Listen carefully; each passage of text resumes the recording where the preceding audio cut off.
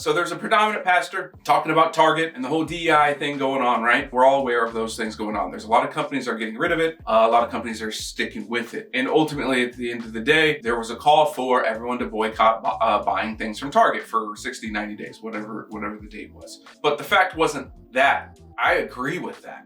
I wholeheartedly agree that if you don't believe in a company's policies or want to go against it, then boycott them and don't buy things from them. The issue is making a wealth decision based upon that. And so in his rant with this pastor, he went on to say, sell all your stock in Target. That's inherently a problem for a multitude of reasons, but we'll go to.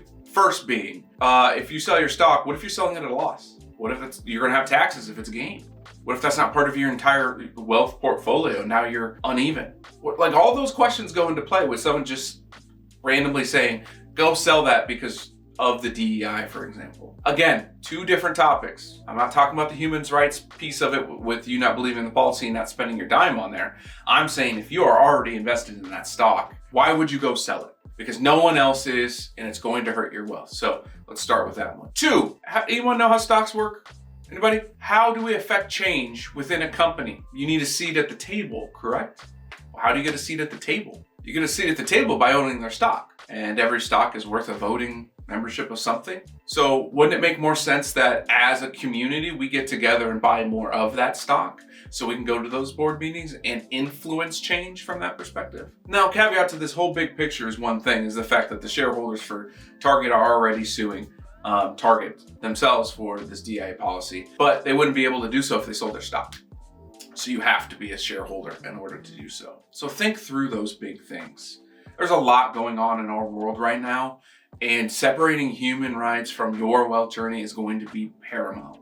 Because if not, and you get this wrong, then you're going to be in the same spot over and over again and get taken advantage of. So let's go back to the beginning. What is a stock? A stock is ownership in a company. When a company goes public, they're going to have open shares on the market to raise money, capital for themselves to be used. And to do so, they offer up stock, usually common stock. That stock can be bought by you, and now you are an owner. Now you're part of voting rights, you're part of board meetings, you can even vote on or off the board members if you really wanted to. And now you have a seat at that table. Now, a lot of us don't take on that opportunity, right? Me as a planner, I get those voting things every month from all of our investments that we have. And I even get copies of our clients' ones too. So no, not everyone takes advantage of that. But if you're wanting to change a company, owning majority of that would be that way. Everyone's heard of a corporate takeover. Well, the easiest way to do so is to own majority of the stock. Just saying.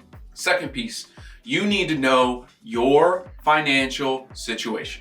Do not listen to any pundit that's out there on the media, although you're gonna be like, well, Stoy, what the hell are you doing? You're a pundit. No, I'm regulated, okay? I'm a financial planner. I am speaking to help you, and I wouldn't give you just blanket advice of buy this, sell this type of situation, except for one example, and I'll get to that here in a little bit. That being said, know your situation. Get with your planner, get with your advisor, make the decision based upon your financial situation, not because someone's telling you to buy or sell here. We gotta take our emotions, and we got to understand what those emotions are and assign them two different ways of dealing with situations like this.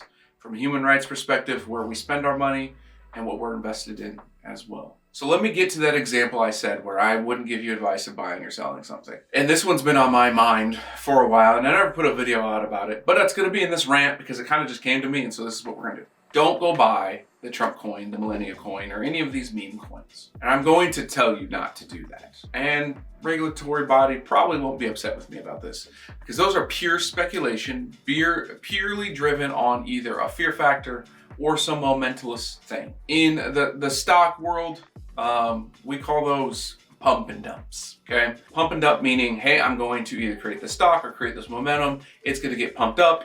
I already have the shares, or I bought shares before everyone else did. When it's high enough, I'm gonna dump them, and it's gonna dump the stock price all the way down to something very small. Guess who's holding that money? You are. Because you weren't in early enough, you don't know when it's gonna drop, and you're thinking this is a long-term type investment when it is not. So I will give you that advice, right? Is don't get into these meme coins. If you wanna throw in a couple $100, cool, but do not throw all your money in. That is what they're wanting.